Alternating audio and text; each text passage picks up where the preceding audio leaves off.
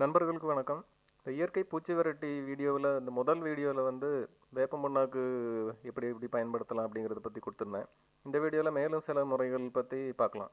வேப்ப முன்னாக்கு தவிர மரத்துலேருந்து சில இலைகள் பறித்து நம்ம அதை வந்து ஒரு பூச்சி விரட்டியாக பயன்படுத்தலாம். இதை வந்து எனக்கு தெரிஞ்ச ஒரு விவசாய நண்பர் வந்து விவரங்கள் கொடுத்தாரு. இதுவும் செய்கிறதுக்கு எளிது தான். இந்த இலைக்கரைசலோட அடிப்படைன்னு பார்த்தா வந்து நம்ம ஒரு 4 இல்லைன்னா 5 விதமான ஒரு இலைகள் எடுத்துக்கிறோம். அது பொதுவாக வந்து இந்த ஆடு மாடுகள் சாப்பிடாத ஒரு இலையாக இருக்கும்.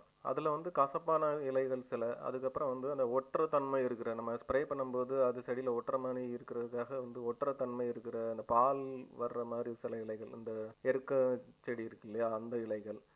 அதை தவிர அந்த புங்க மரம் அந்த மாதிரி சில அந்த இயற்கையாகவே அதுக்கு வந்து பூச்சி விரட்டுற ஒரு தன்மை இருக்குது. அதனால தான் வந்து அந்த புங்கை எண்ணெயெல்லாம் வந்து பொதுவாக பூச்சி விரட்டிக்கு வந்து பயன்படுத்துகிறாங்க. ஸோ அந்த புங்கை மரத்தோட இலை இதெல்லாம் வந்து சேர்த்து வந்து நம்ம ஒரு பூச்சி விரட்டி தயார் பண்ணலாம்.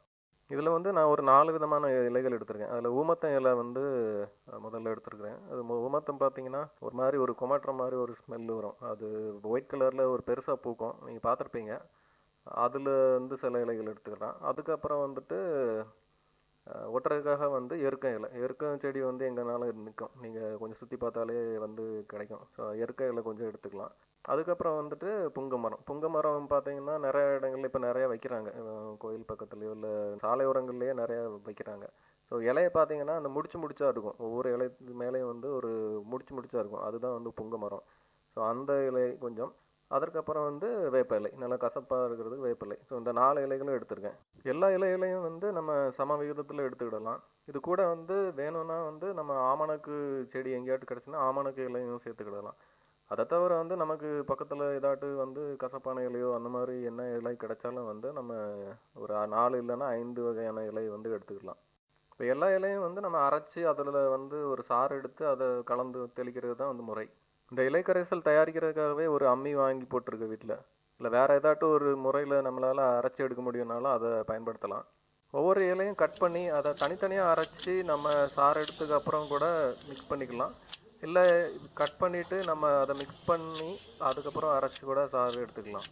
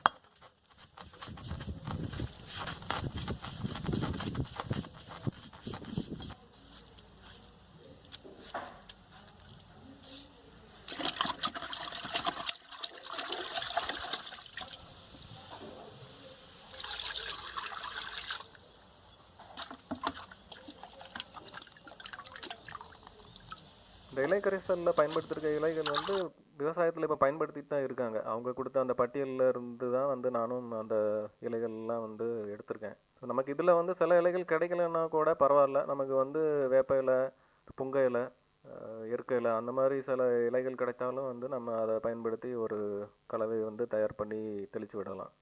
இந்த இலைக்கரைசல் தெளிக்கும் போது ஒரு பூச்சி வந்து கத்திரிக்காய் செடி அப்படின்னு வந்த பார்த்தா அதில் வந்து ஒரு ஊமத்தங்காய் ஸ்மெல் அடிக்கும்.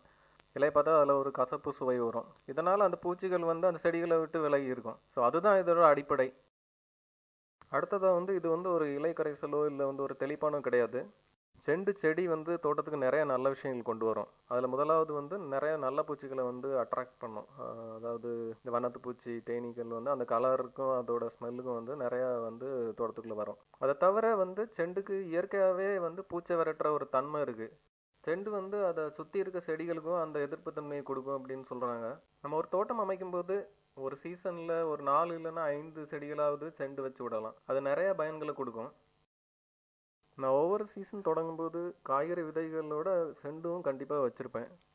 ஒரு 4-5 செடிகளாவது கண்டிப்பாக வந்து தோட்டத்தில் இருக்கிற மாதிரி பார்த்துக்குவேன். நான் முதல்ல சொன்ன மாதிரி ஒரு 50 வகையான செய்முறையாவது நம்ம பூச்சிக்கொல்லி பற்றி வந்து எடுக்கலாம். அதில் நம்மளால் முடிஞ்ச சில விஷயங்கள் வந்து முயற்சிக்கிறோம். இதில் சில விஷயங்களை வந்து நம்ம தொடர்ந்து ஒரு முறையாக வாரத்துக்கு ஒரு முறை வந்து தெளிக்கிறது மாதிரி பண்ணிட்டு வந்தாலே வந்து முக்கால்வாசி பூச்சி வந்து கட்டுப்படுத்துகிறோம். ஆனால் அது வந்து செய்கிறது தான் ரொம்ப கடினமான ஒரு விஷயம். நம்ம வந்து ஓடிக்கிட்டே இருப்போம். நம்ம ஏதாட்டு செடி வைக்கிறது அதை பார்க்கறதுக்கே நமக்கு கண்ணெதிரையே பூச்சி தாக்குதல் இருக்கும். ஆனால் உடனே நம்மளால் வந்து எதுவும் பண்ண முடியாத மாதிரி இருக்கும். ஸோ அதெல்லாம் வந்து சரி பண்ணாலே வந்து முக்கால்வாசி பூச்சியை வந்து நம்ம கட்டுப்படுத்தலாம். ஸோ அதை தவிர வந்து நம்ம ஒவ்வொரு பூச்சியும் பார்க்கும்போது அதுக்குரிய முறைகளை வந்து பொறுமையாக அதை செஞ்சு பார்த்து அதோட ரியாக்ஷன் எப்படி இருக்குது அதெல்லாம் வந்து கொஞ்சம் பார்த்து கற்றுக்கிடணும். ஸோ அப்படி கற்றுக்கிட்டதை வச்சு ஒவ்வொரு சீசன்லேயும் நம்ம பூச்சி தாக்குதலை வந்து கம்மி பண்ணிட்டே வரலாம்.